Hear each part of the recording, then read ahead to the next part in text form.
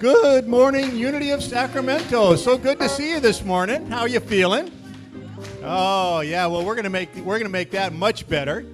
We have a little song we sing at the beginning of the service. If you're new, you'll catch on right away. If you're not new, you're gonna stand and sing with us. Here we go. I feel the Spirit of God shining through me, shining through me. Sing with us. I feel the Spirit of God shining through me. Shining through me. I feel the Spirit of love shining through me. Shining through me. I feel the Spirit of love shining through me.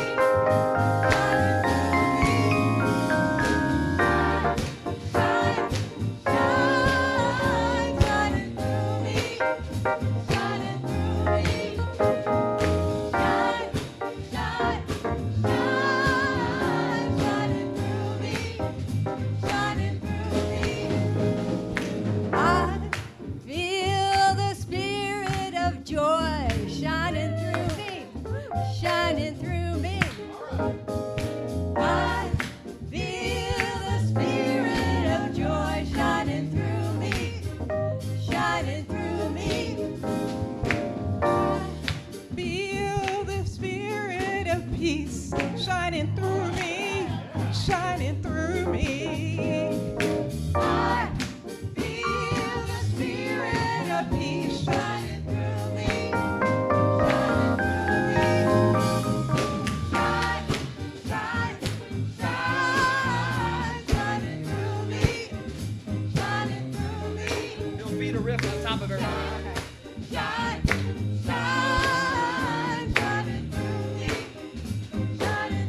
This little light of mine. I'm gonna let it shine. I'm gonna let it shine. This little light of mine. I'm gonna let it shine. I'm gonna let it shine. This little light of mine. This little light of mine. This little light of mine, I'm gonna let it shine. This little light of mine, I'm gonna let it shine. Come on, everywhere I go, I'm gonna let it shine.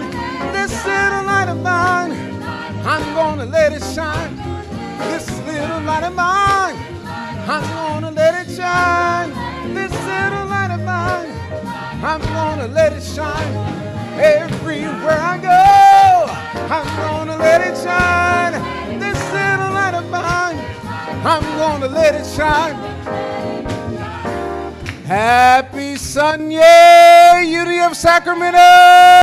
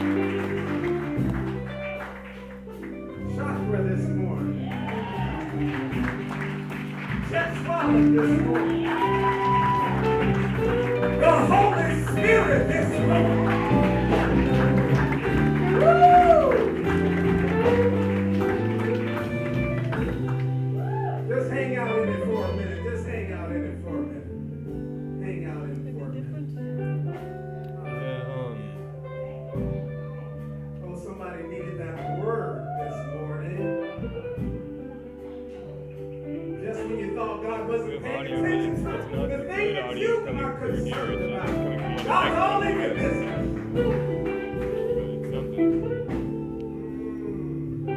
Because when this is all the way up, it was Just reach up this morning and say, I got it, I got it. Come on, no reach up, way yeah, I down. got it, I got it. After that.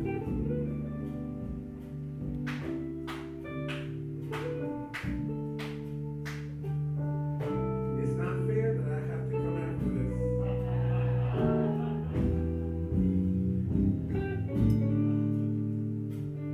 Is that your testimony this morning? This song, is that your testimony?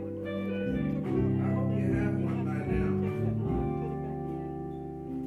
I couldn't even get those Just out though. let it I get don't know in how to your take bones those out this of morning. there.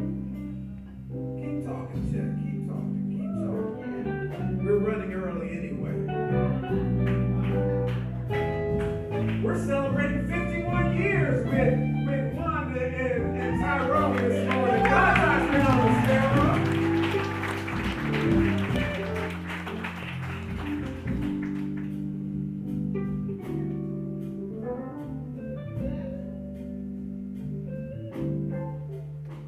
Just let it in, let it in, let it in, let it in.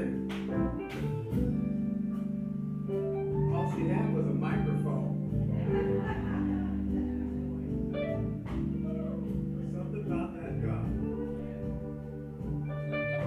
Let's give thanks and praise. Let's give thanks.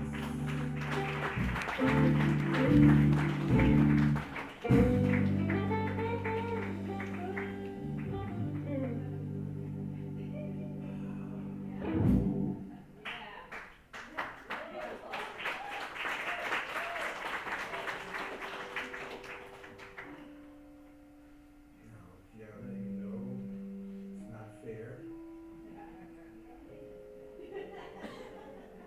that I should have to come behind one of my all-time favorite songs. But now, if you don't get a message out of what I may garble up here today, you've already got one, yes? I'm telling you, my goodness. Good morning, Unity of Sacramento. I'm telling you, it's gonna be. I'm trying to compose myself here, but that God is always up to something. Just knows just what you need when you need it. Is that right? I want to give thanks to our beloved senior associate minister who has been really powering through a great deal on behalf of our ministry as he prepares for his nuptials. You know, he hasn't given up any shred of commitment in terms of his work. And so as he is out today, let's send him our love and appreciation for all of it.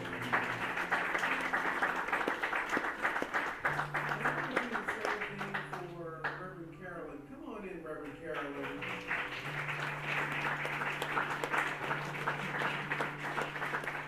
They both have been overcoming health challenges, stabilizing things, and yet still on duty here at Unity of Sacramento. And we love you, we bless you, we appreciate you. Give them some love and appreciation.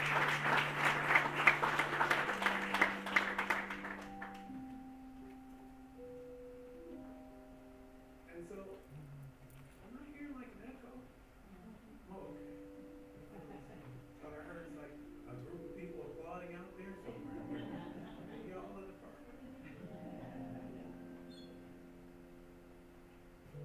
We're living in a time where more and more we're being faced with a call to conscience.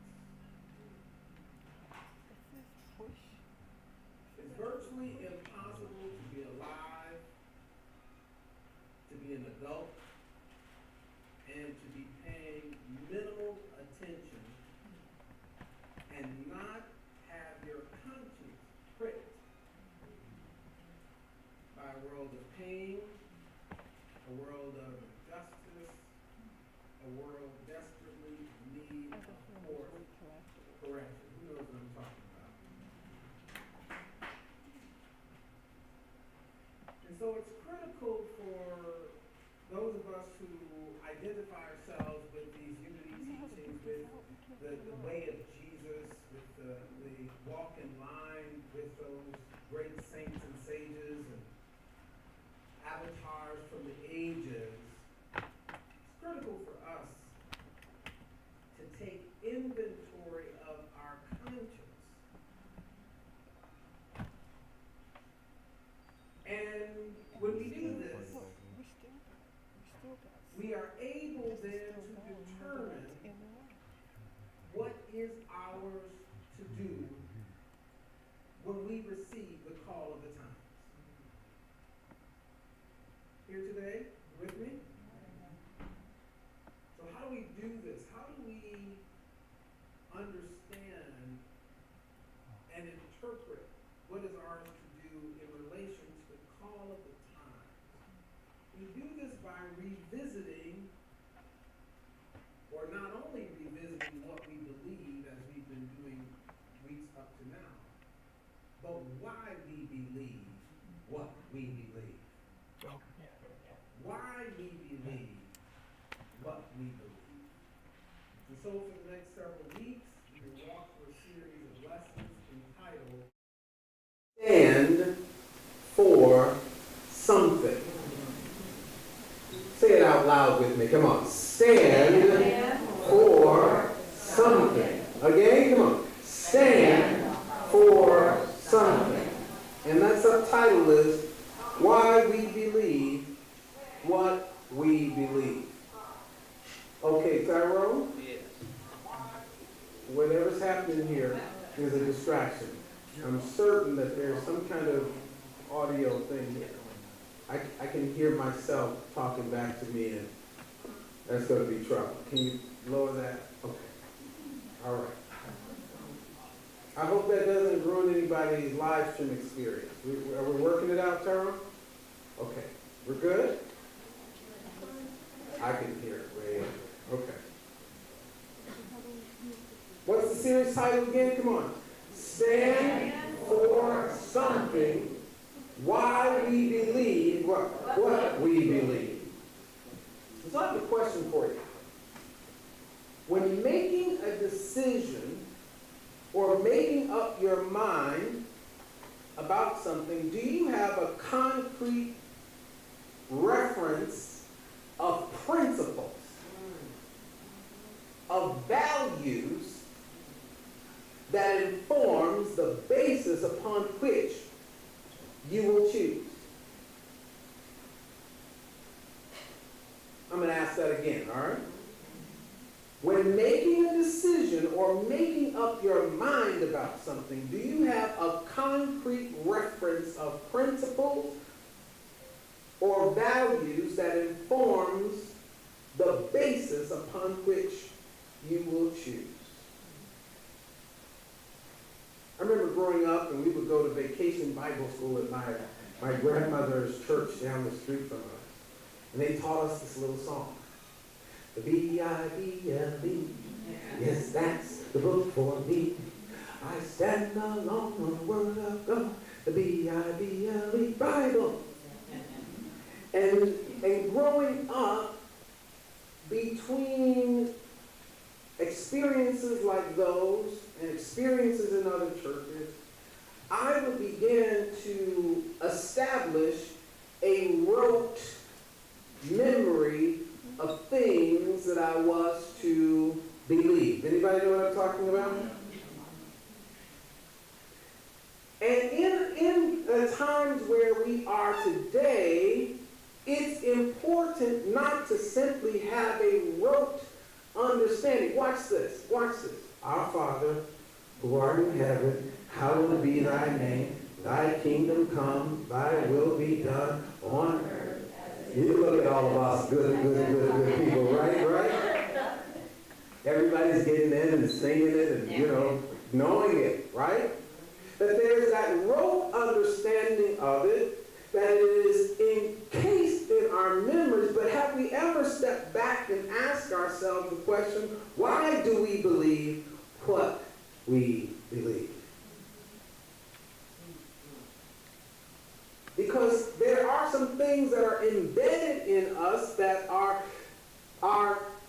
predominant operating system that's auto-informing how we act, react, move, and remove ourselves from situations in this life. And perhaps it's not what we really need.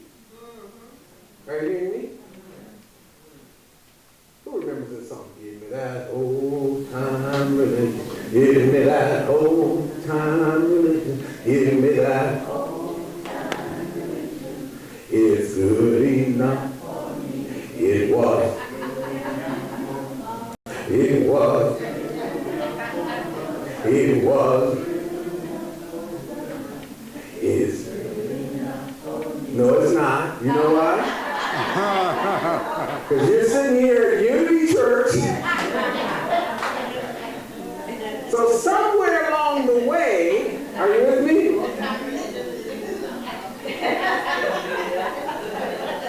But am I helping us to see how deeply encoded, deeply embedded within us the notes and the tones and the ideas are? And so this series is going to help us to surface some of what we believe and why we believe what we believe, so that when faced with the moment of truth, and we will be faced with the moment of truth, we will be able to stand for something that we truly believe.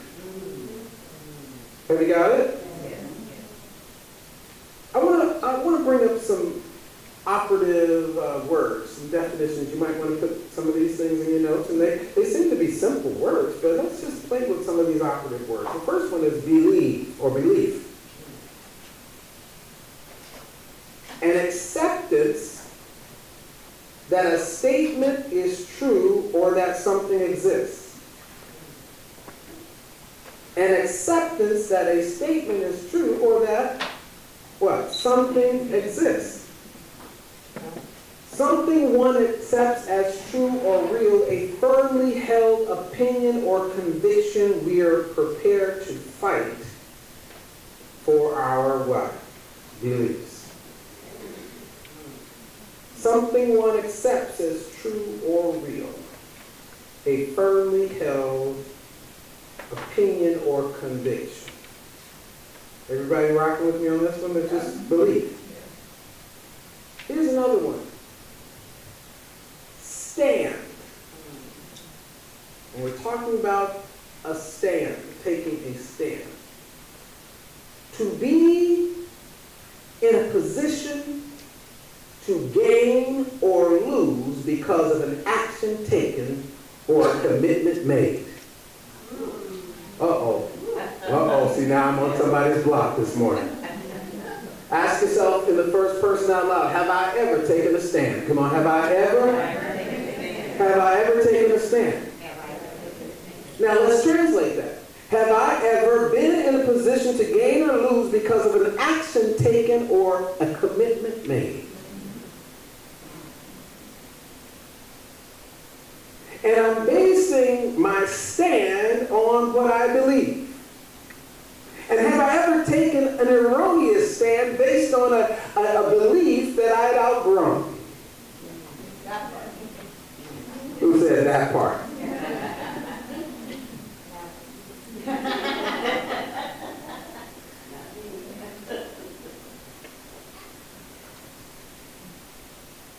Let's take another definition. Some definitions. We're going to school today a little bit.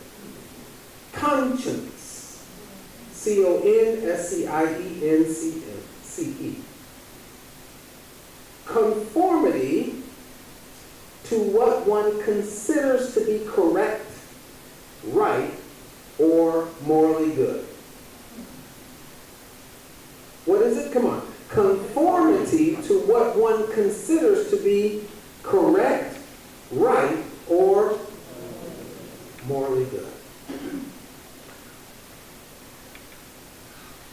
And so as we move through this series, our intention is to be in conversation, in dialogue with our conscience as it relates to the world around us, as it relates to the issues before us, and as it relates to the choices we're making inside of all of that.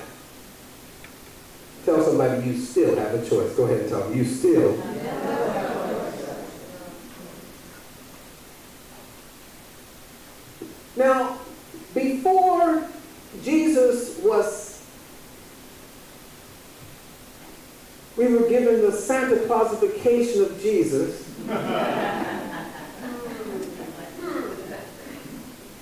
Before we were given this Santa Clausified version of Jesus, do you know what I mean by the Santa Clausified version of Jesus? The Jesus who is the dispenser of gifts and the giver of blowing of kisses and the soft, meek, and mild Jesus.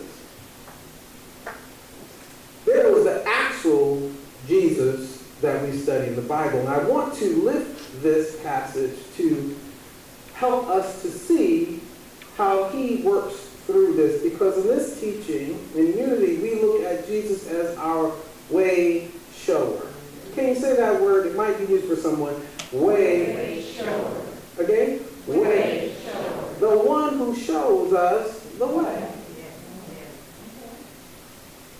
And sometimes it's not this pretty and neat and tidy way that Jesus shows us. Mark 3, 1 through 6. I'm going to read 3 through 6. Another time, Jesus went into the synagogue, and a man with a shriveled hand was there. Some of them were looking for a reason to accuse Jesus, so they watched him closely to see if he could heal him on the Sabbath. Jesus said to the man with the shriveled hand, "Stand up in front of everyone." Then Jesus asked them, "Which is lawful on the Sabbath? To do good or to do evil, to save life or to kill?" But they remained silent. He, being Jesus, looked around at them in anger and deeply distressed at their stubborn hearts, said to the man, "Stretch forth your hand." He stretched it out, and his hand was completely restored. Now I read through the 6th verse. That last little part. Here's that last part that I didn't read. Then the Pharisees went out and began to plot with the Herodians how they might kill Jesus. Can we go back for a moment? Can we go back for where we started in this conversation? Talking about standing for something. Let's go back for a minute. We said to take a stand is to be in a position to gain or lose something because of an action taken or a commitment made. Now, when we read this story, we are seeing something that we think is very, very typical of Jesus, that Jesus is healing someone because he's encountered someone who is not well, and because he has a compassion, a heart of compassion. He moved with compassion to heal someone not well. But guess what? He healed them on the wrong day. Because it was unlawful in his day to do any work on the Sabbath day. Are you hearing me today? I want you to hear that for a minute, because every now and again you and I will be confronted with laws that are an offense to our conscience. Did you hear what I said? How many times have I obeyed a law that is offensive to everything I believe. Talk to me today.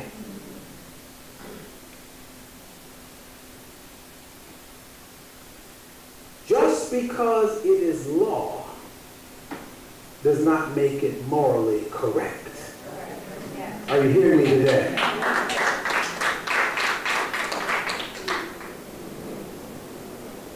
And we are living in times where we are witnessing things being encoded and enshrined as law, that if we were to take time and take inventory to examine our fundamental beliefs, we would find ourselves taking offense. And Dr. King or Gandhi reminded us that it is good to have non-cooperation with unjust laws. Did you hear what I said? This is what is the morally correct thing to do, to not cooperate with the, come on, unjust law. Now, I know I just took off Santa's beard off of Jesus now. So Jesus is operating from the basis of right thinking when he encounters the man with the withered hand. And what is the basis for right thinking, Unity people? Love. Come on, say it again. The basis for right thinking is? Love. The basis for right thinking is? Love. He had to examine a set of principles within him. He had to go within himself to identify what he has held to be the truth. And this is what happens when the moment of truth comes. I've got to search for a certain type of, where is that in me that either is in harmony or is in dissonance with this.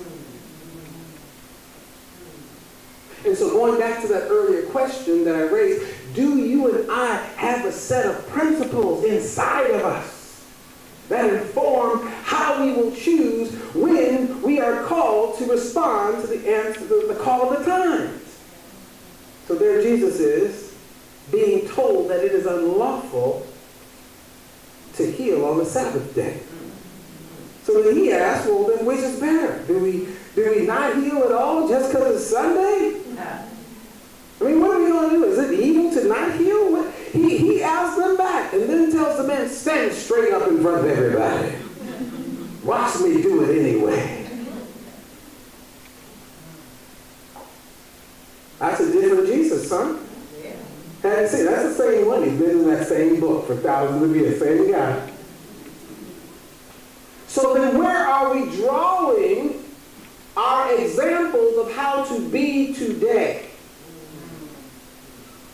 Are we going back to look at the example of the master teacher who was comfortable breaking unjust laws? Are you with me? You know, there was a time that this room would be very different. The makeup of this room would be very different. In fact, the history of Unity, as you know, has some not so pleasant history. Not so things that we're not so proud about. Our Unity teachings would not allow, our Unity movement at that time would not permit, in the 50s, a black person to sleep on the campus of our world headquarters. Dr. Johnny Coleman was not, look, somebody went.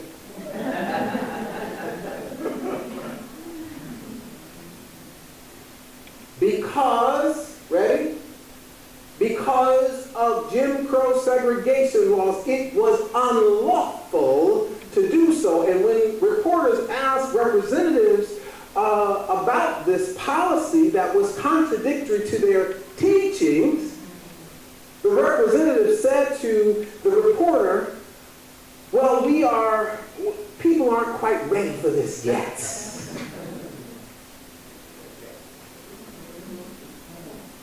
Are you with me? Now, I'm not here to raise this subject in order to shame or blame or to make wrong. But I want us to be able to locate ourselves as it relates to how firm a foundation in faith we have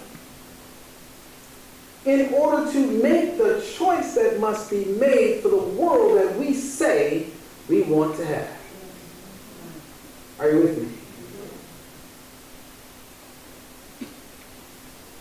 Just because it's legal does not make it moral. Say that with me. Just because.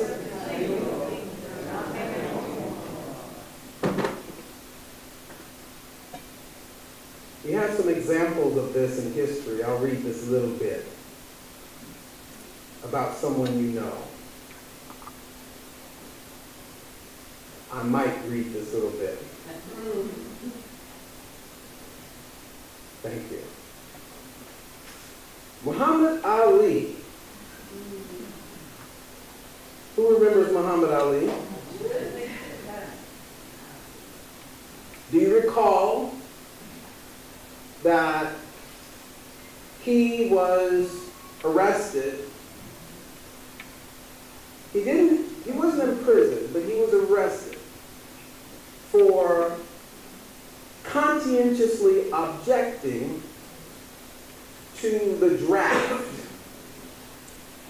because he did not, for religious convictions. That was his purpose for not participating in the draft at that time. His conscientious objection was based in the idea that he felt that it was morally incorrect that we should attack the Vietnamese. And it cost him millions. It cost him alienation within the society. Cost him his heavyweight champion belt. Who remembers that? Was anybody around to see that? Somebody's around. But he refused to betray his conscience. He refused to cooperate with an unjust law. Subsequently, the Supreme Court would overturn the decision to convict him because they never gave him a reason why they did not permit him to operate within his right of conscientious objection. Did you know that? We don't hear that too much in the story, that they had to come back behind it and clean it up. But he was vindicated. Tell somebody left and right, he's going somewhere. He's going somewhere. He is going somewhere. I want you to hear this because I think we're in these times. I think we're in times like these. They're not very different today. We just got a little more technology. But it's still the same big spinning planet. When I first came here, among the many things that I did to qualify for this position was to participate in a battery of interviews. In total, it was about 15 interviews. And one was with the total congregation on a Sunday morning. 2 interviews on a Sunday morning. In the second interview with members of the congregation, someone asked me a question. And the question was, in fact, in both services, this came up at different times. But as a minister, where do you stand on same gender-loving couples?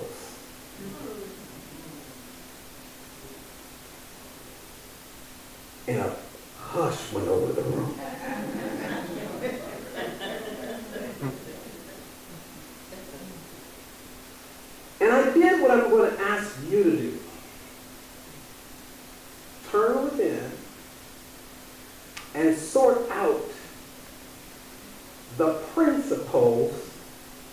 that will not fail if you stand on it.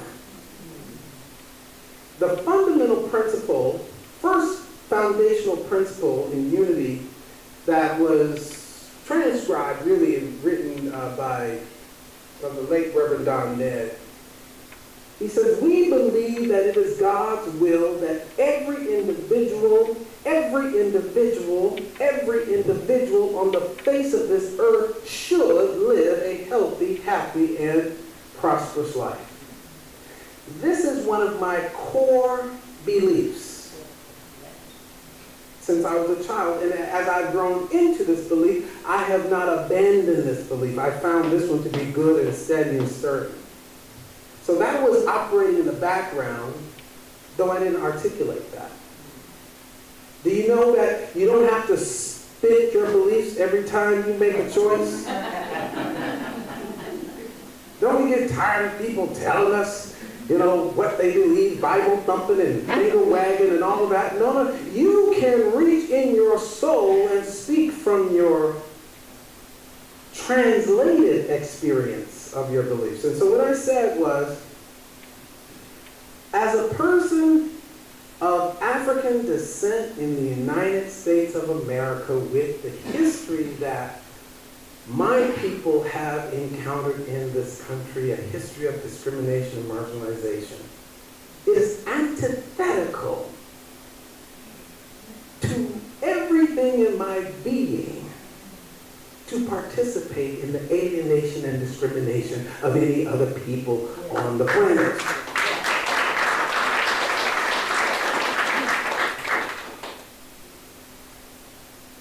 So the lady followed up,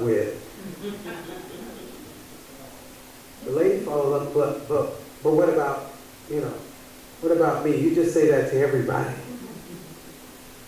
And then we had like an Oprah moment. I walked up to the lady. I said, stop trying to dig yourself out of my heart.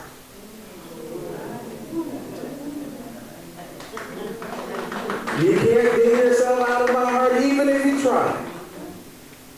And so I raise this because the moment of truth is coming for you. Tell somebody it's so high you can't get over it. Come on, it's so high you can't. It's so low you can't get under it. It's so wide you can't get around it. You must come in at the door. That there is a moment of truth coming for you where you will have to be able to make a decision based on what you believe.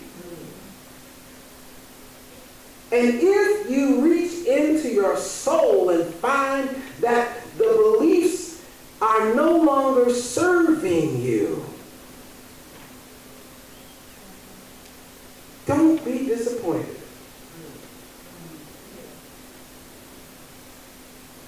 We are evolutionary beings, and we should be evolving and outgrowing, outworn beliefs. Tell somebody, throw out some of those old beliefs. Throw out some of those old beliefs.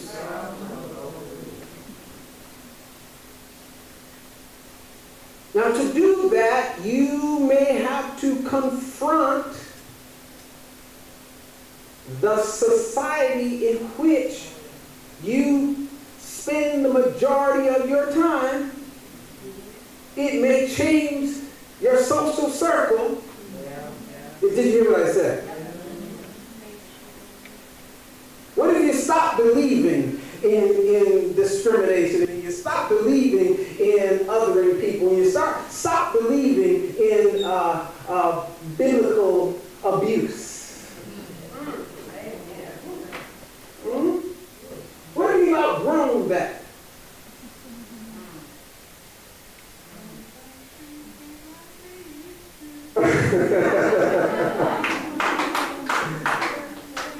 All right. I want you to know that when you have outgrown a belief, it is okay to gently let it go. You do not have to, hear me, you do not have to curse the path that brought you where you are. So I never support or laugh along with statements like, I'm a recovering Catholic. You know, sometimes I'll hear that said. I'm a recovering Catholic. I am a recovering this.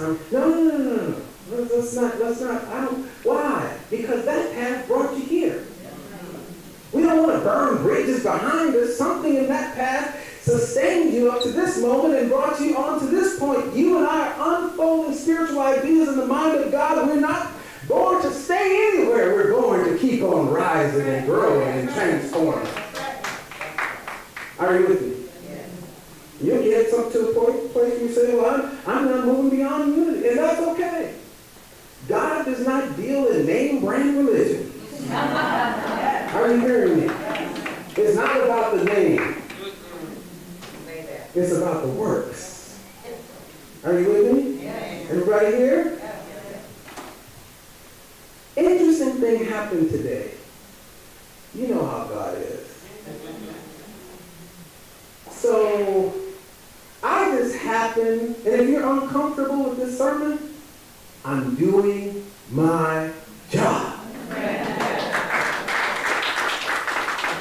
And I've challenged the ministers for the next several weeks that they should be somewhat uncomfortable as they give these messages, or they have not gone far enough. Did you hear what I said? Jesus did not only come to comfort the afflicted, but came to afflict the comfortable. Amen. And it's the comfortable who are complacent, and that complacency is the predominant thing that we're seeing in the world, so we never get anywhere. We start rolling the car out of the mud, thinking we're headed somewhere, and we roll back because it's too uncomfortable to push beyond where we are. Are you hearing me today? So if you're uncomfortable, that means you're listening. If you're uncomfortable, that means something is being pricked in your conscience this morning. And that is my intention. And so I've asked the ministers, as they come and address this, don't come up here and sugarcoat and candy, caramel candy this thing. Get uncomfortable. It's the minimum we can do in these times. So, interesting thing happened today. I posted something on Facebook like 4 years ago. Today, 4 years ago. Today, this is the post. Y'all ready? It says, our imperfect elected officials must not be saddled with the sole expectation to shape the destiny of this nation. They can represent us, but they cannot be a substitute for us. It is we, the restless moral witnesses, the suspiciously optimistic, and the unapologetically loud people who must indeed remember to act as the true commanders-in-chief. You can go ahead and fan that out a little bit. Ours is a collective arm wrestle with the mighty that rescues civility, justice, and equity from the clenched grip of unenlightened power. We are the antagonizing conscience who shepherd the elected away from greed, corruption, and systemic oppression.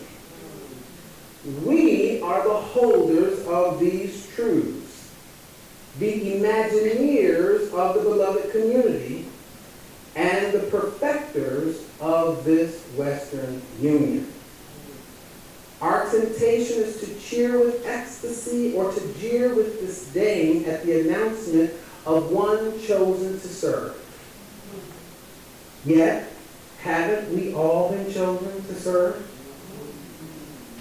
There is no, and I want you to hear this, there is no singular great white or great black hope for this nation except we, the people.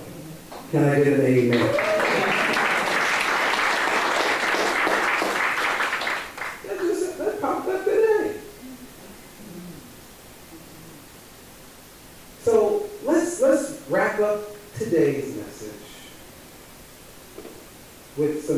steps we can take in digesting some of this.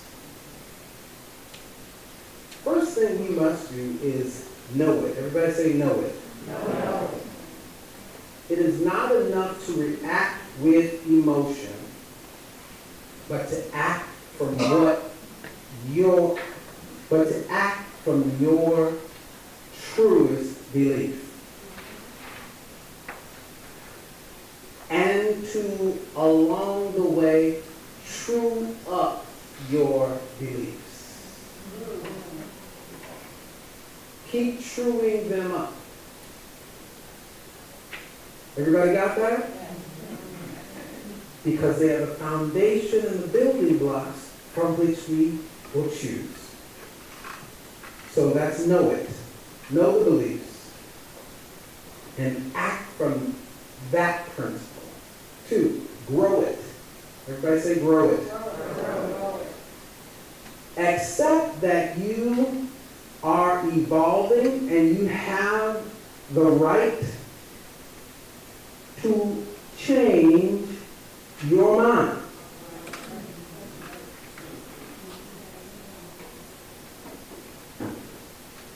The most celebrated disciple of Jesus was Peter. It says that Jesus established the whole church on who Peter was. Upon this church, upon this rock will I build my church. Remember this? But Peter denied Jesus 3 times when encountered with the moment of truth. Do you know who this man is? I don't know. Never seen him before, never heard of him. Are you sure you don't know? Because faith has to grow to the place where it can be the rock. I might, in private, hold an idea. I might privately believe a thing. But I may not have grown to the place where I can declare it publicly. Are you hearing me today? And so we don't discard Peter because he has mustard seed faith, but mountain moving potential. Are you hearing me? We see the Peter in us that has the capacity to move to the place where that's possible. So right now there may be this private thing that we have with our faith, with our beliefs. I don't discuss my beliefs with anybody. I don't want anybody to know what I believe. I don't want to be rejected. I don't want to be talked about. I don't want to be labeled of this, that, and the other. Who knows what I'm talking about? How's that working out for the world? And so give yourself permission to grow. You grow in consciousness so that you can grow in conscientiousness. From growth in consciousness, an awareness, a greater awareness of what it is, I believe, to conscientiousness, to being able to publicly affirm what I believe, no matter who cares, no matter who likes it or not. Aren't you tired of caring what people think about you? Don't you know how exhausting it is? Tell somebody I'm over it. I'm over it. I'm just over it. Because at the end of the day, you want to be able to stand powerfully in the truth of who you are. Jesus says it this way. What does it profit a person to gain the whole world, but lose his soul? To gain the accolades, the congratulations and celebration of people who will surround and support you as long as you surround and support them. Who knows what I'm talking about? What if you gain all of that, but then lose your soul? That when you're sitting with yourself, and you're surrounded by the ghosts of bad decisions. You're surrounded by the ghosts haunting you of the times you betrayed your conscience. You're surrounded by the ghosts of the ways that you sold out on the truth that you could have spoken up for.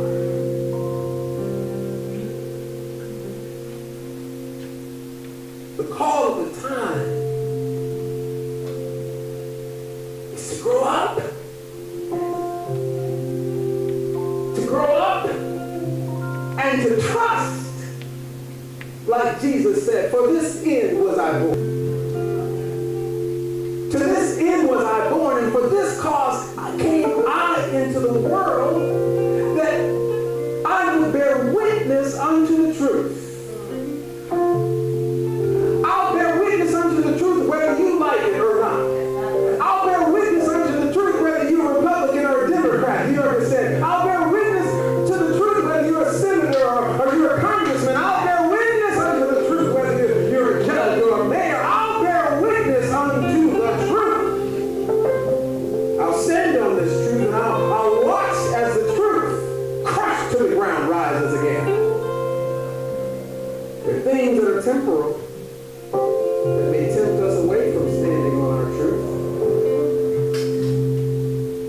But if you're willing to grow it, then go ahead and show it. Live out what you believe.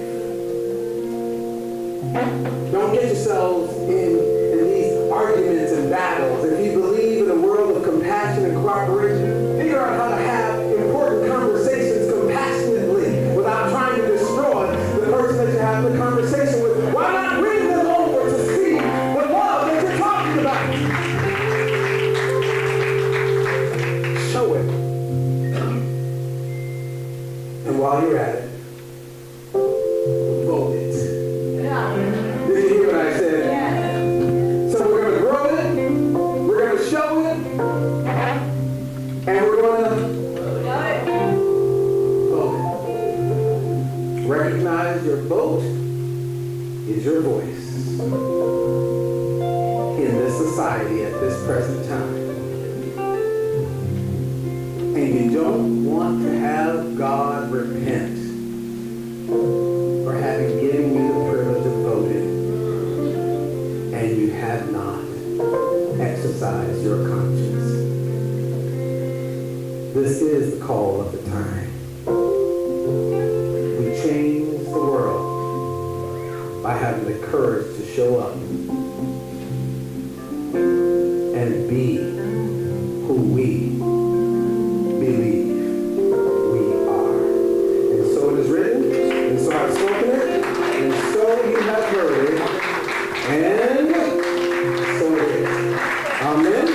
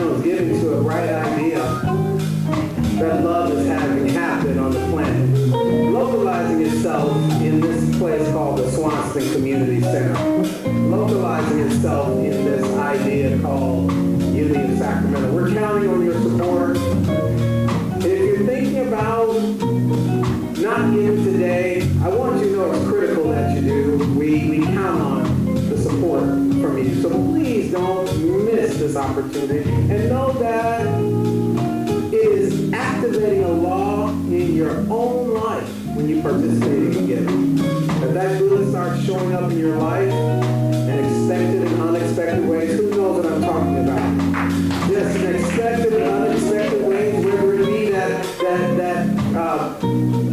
parking space that you were needing at the right moment, or you got the right person for the interview that you were going for, and they just happen to be the nicest person ever, or who knows, or that organ that you were literally praying to get on the donors list for, your name went to the top of the list when they told you you couldn't get it. Who knows what I'm talking about? I'm just talking about how we activate this great law. There are many ways to give to Unity of Sacramento. If you desire to give with an offering in a check or cash, raise your hand and our ushers will bring you an envelope here in the sanctuary. Feel free to do that. You can also use the QR code just up here to use our app, just in the corner there.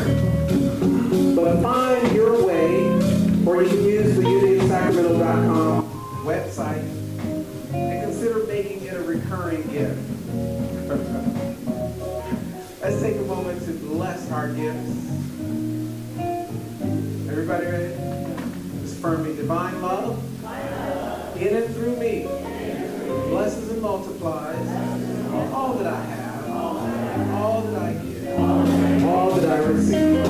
God is the source. I am the channel. And so it is.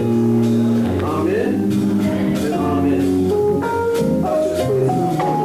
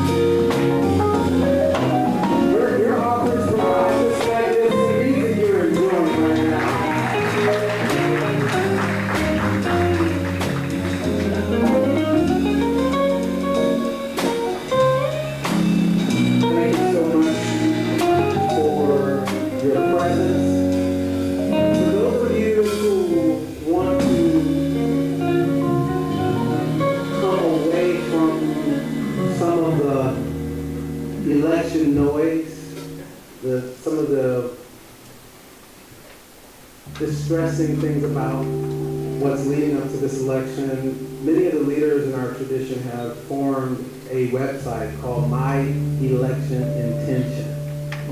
And we are providing little meditations. Various voices that you're familiar with are just providing meditations so that people can stay centered in God and not in thoughts of destroying our opponents. You understand? But staying in our principles. It's a beautiful platform. So far, over 1,000 people have joined with us just to keep the high watch. It's nonpartisan, so whatever your political background is, it won't affect that. But it's an opportunity to just have a conscious place to stay simple. MyElectionIntention.com. Feel free to check that out if you like. Thomasine Mitchell is here in the building. She's going to lead us in a fun activity for our church. This is our board member, board secretary.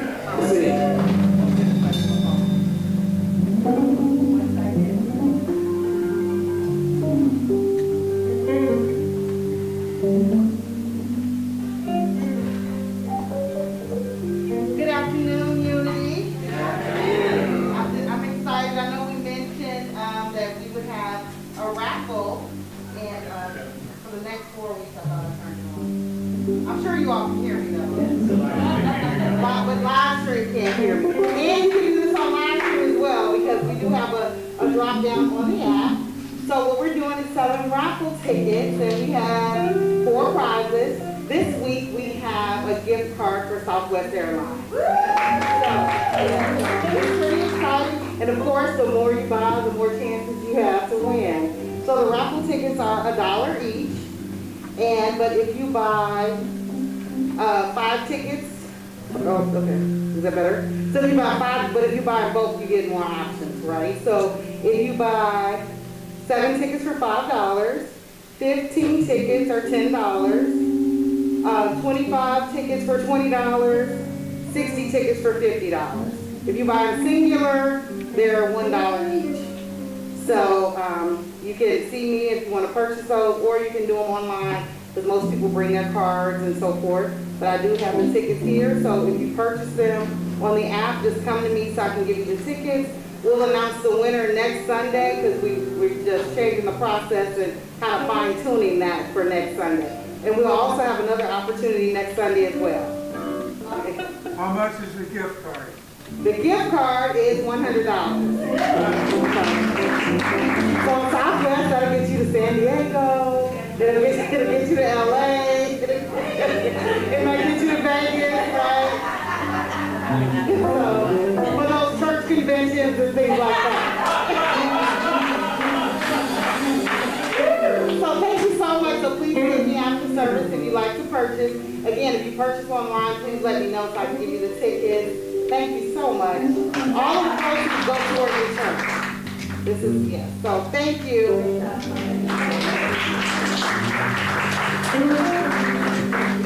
Thank you, Thomasine. You know, it's nothing like those Las Vegas church conventions.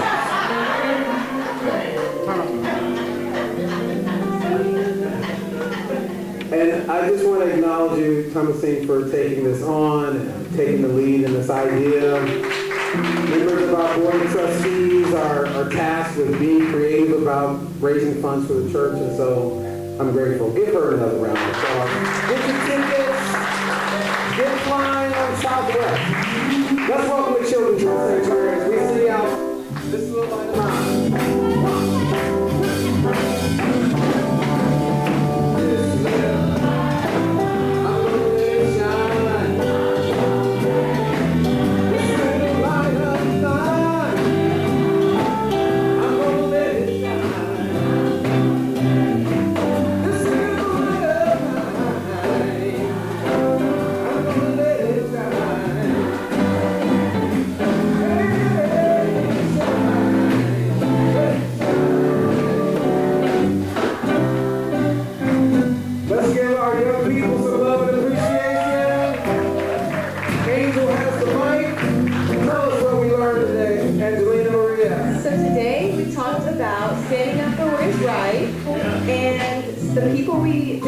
Today were Martin Luther King Jr. and Rosa Parks. We just discussed some of the things that they did and what they stood for, and a few of our young people have something to say. So. All right. I learned that fighting is not a solution to stop bullying. It only makes the situation worse. Wow.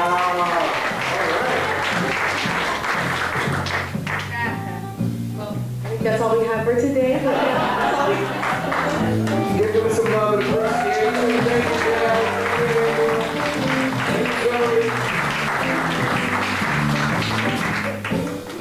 And remember, you can bring your young people here to us each week.